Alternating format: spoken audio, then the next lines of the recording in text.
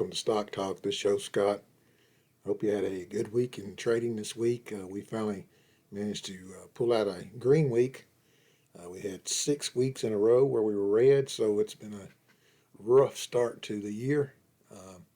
So hopefully this is going to break the ice and it's going to change some things.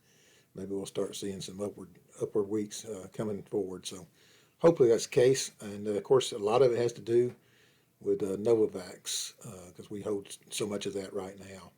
Very heavy into NVAX. So, and of course, as you know, it's gotten kind of clobbered here lately, and it finally had a green week itself. And so, since it had a green week, we had a green week. So we can pretty much count on that. Anytime it has a green week, we're probably going to have a green week in the portfolio. So anyway, we're happy about that. I mean, it wasn't a barn burner or anything like that, but it keeps a retired person retired. So that's my goal. All right. So, but we've got high hopes for NVAX still, and we're going to talk about some of that and some of the progress that's been made here lately. So we're gonna dive into some of that as we look at our portfolio. So let's jump over to the portfolio and take a look at that now. So we did have a green day across the board, as you can see here.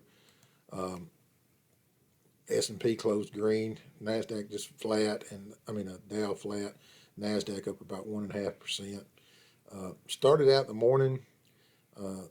It looked like it was going to be a green day to start with on the futures until they turned red on us. And then when the jobs number came out, it came out really good as far as the job number. And I think that made people think, well, I saw some headlines kind of along these lines that, well, if the jobs are good and the economy is good, then that may cause the Fed to act even quicker. And so that's why you might see this little red dip here at that time. But I guess everybody rethought that as the day went on, and it ended up being a pretty good day in the markets, and ended up a pretty good day for us. The only red one you see here is Moderna, and it was just barely red. And NVAX is still kind of tracking with Moderna, more so Moderna and the vaccine stocks than even the NASDAQ, because the NASDAQ was up pretty good today, and we didn't go up near as much. But I'll say this: yesterday the NASDAQ was down 500 points, almost 4%, and we had not too bad of a day yesterday. So let's dive into NVAX, take a look at that. And earlier when I was checking, the volume was quite low, so I did look at the volume. It's just half the volume. Not a whole lot going on there. It's definitely not any kind of big boys playing around right now. And if they are, they don't have to do much to control that level of volume. So we did like it finally closed green. It got up to what was the high today? 91.65 today. I believe there was a lot of 90 strike options, open options out there at the strike price of probably 90, and that's why a lot of this they kept it under 90. We'll see how it does next week. But we're waiting on earnings really, and we've had some good news this week. We've had news about a couple of approvals. I think it was New Zealand and also the UK, which was two biggies, and so. But we didn't get a whole lot out of it, and that's the concern. We'd like to see a lot more than what we got out of those two things, but we'll take a green week. So let's look at that 5-day chart here, and let's go ahead and just click on the chart. 5-day chart for NVAX. NVAX is the green line, as you can see here. You can see that the week that it had ended up 7.9% for the week for the 5 days period. The purple line is Moderna, and it was up a little bit less than 2.4%, and then that's the NASDAQ, that's the red, which was up 2.4%. And then we got Pfizer down here. Pfizer ended up, I think it was actually down a little bit for the week. So NVAX out of those did the best, so we like to see that. It should be outperforming the markets. Whenever the NASDAQ goes up, it should be outperforming it. It's got a beta of 1.6, so it should outdo the markets. Of course, same works the other way. When it goes down, the market goes down, Novavax can go down even more too based on its beta. But the bottom line is that we had a good week, up 8% for the week. That's not bad. We got a lot of those 8%ers that we need to do to get caught back up. But I have all the confidence in this company, and we're going to talk about why here in just a minute. But you see the 5-day chart there, so it looks pretty good. And let's go back to see if we can get show you some of the news articles that's come out. The volume today again was very little, so nothing to talk about there. This was a pretty good article I was looking at. Novavax offering an attractive additional entry point. So let me pull that up for you. All right, so here's starts out better late than never. They're talking about the FDA application going in, so we're waiting on that approval for the U.S. on that. But just it's kind of talking about what all is going on with it. But I just wanted to kind of scroll down to the bottom of this article and show you some price targets. This analyst buy rating is backed by a $315 price target. All right, so that's some confidence, definitely. They're expecting a 231% rise in the year ahead. Now, I hope he's right. That's good. This is some more information. 5 recent reviews on the stock include 4 buys, 1 hold. Even though the shares are at 89.33 or whatever, the average price target right now is 243. Of course, 243 would do us just fine as well. So anyway, that's all good news. One of the things I like to look at is I like to watch the message boards on these things, and we've got a person on the message board that puts out a weekly status, and we're going to take a look at that status that they put out, just kind of some highlights on that status. But they are very thorough in what they put out, and it's really good. So I'm going to give them a shout out too. Let's take a look at it. The person's name is Sadie. Sadie puts this out on the message boards. If you look on the message boards, you'll probably see this somewhere. But this is the weekly status, and I just wanted to kind of go over some of this with you. For instance, here's the approval summary. So let's talk about some of that. Total countries were approved with access via COVAX. COVAX is the distribution means of some of these smaller countries. It's kind of like their FDA, but there's 176 countries included in that, and one of those has been a full approval, and all the others are emergency use approvals. All right, the total population for that 176 countries is 6.6 billion people that we have been approved to vaccinate. Total countries and territories that we have pending approvals is 6 applications. 4 of these are also covered under this COVAX. Fully approved manufacturing facilities. So we got 3 facilities approved here. 1 in India, 1 in Czech Republic, and then we got 1 in South Korea. So those are currently the ones that are making these vaccines for us, and primarily this one right here in India right now. Okay, applications pending approval summary here. This is BLA, ND, and EUA application. So that's the type of applications. These are the ones we're waiting on. Canada, Singapore, UAE, Japan, we're waiting for a full approval there. USA, we just filed for that on this week that we did that? I think it was. And then South Africa, all those with a little asterisk on there. Those are the ones that are in that COVAX, okay, that are still waiting for approvals for them, okay? All right, so, and then you got vaccine distribution summary, and I just wanted to point this out. Some commercial with partners as lead.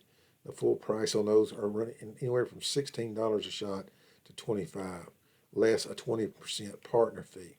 And we've got 31 million doses of those that have gone out. So that's just wanted to point that out so far. Yeah, it's got a lot more detail about some of this stuff, but I just wanted to highlight a few things. Here's Novavax applications for EUA L standings. Canada, We've had filed that for 97 days now. Applied back in November 1st. Singapore, we've waited 74 days on that one. UAE, 54 days on that one. USA, 36 days. That's not really true. We applied something, the data that they needed, 12/31. So that's kind of the date they're using there. The EUA request was actually submitted 1/31. So just this week, that it was submitted. Oh, I think it was Monday. So we just got that one supplied. But you can see these folks are dragging their feet. 97 days, there's no excuse for that. Singapore, 74 days. I mean, some of these other vaccine companies were turned around a lot quicker. So they're dragging their feet on some of this, and I'm not real happy about that. Here's some more of the where we're waiting for approvals for non-emergency use. Japan's 52 days. And then we got a Serum Institute application for EUA for South Africa. We're waiting 25 days on that one. So kind of a long wait on some of those. All this data comes from press releases, contracts, quarterly 10-K filings, verbal statements about the Novavax and partners leadership. So very good summary that she puts out every week, sometimes more than once a week. But it's a great update that she's doing there. Her name's Sadie. Check her out on the Novavax Yahoo message board, so you can kind of follow what's going on with the country. But you can see we've got a lot approved. We've got a few more we're waiting on, and we are moving with actual shot in arms.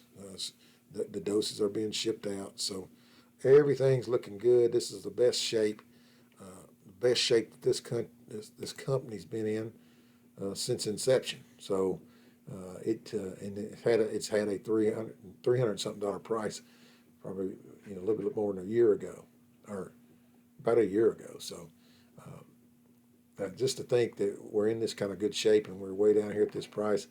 If you haven't bought any or anything like that, this is a perfect opportunity. That is not any kind of financial advice. I just wish I would have waited a little bit longer this go around. Of course, now we've traded it for 5 or 6 years, and we've done well on all those trades. So we're just kind of caught up in this one. This is not the first time we've been caught up in a trade with Novavax. They are, a volatile company, and what you do with this company, I do anyway, is I buy it as it drops, and hopefully I don't run out of money before it drops to the bottom. But we bought a little bit too early on this one. We did unload some very high price shares at the beginning of this year, just to get those out of the way, keep our cost average at a decent level.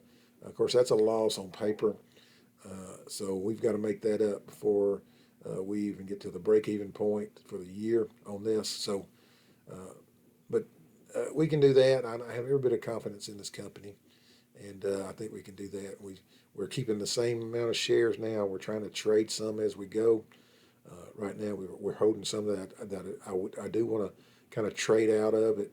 When it gets around maybe that $100 mark, we'll probably sell those that I've got that are a little extra right now, and so we'll try to trade once we unload those around the $100 mark. Hopefully, it hits that next week.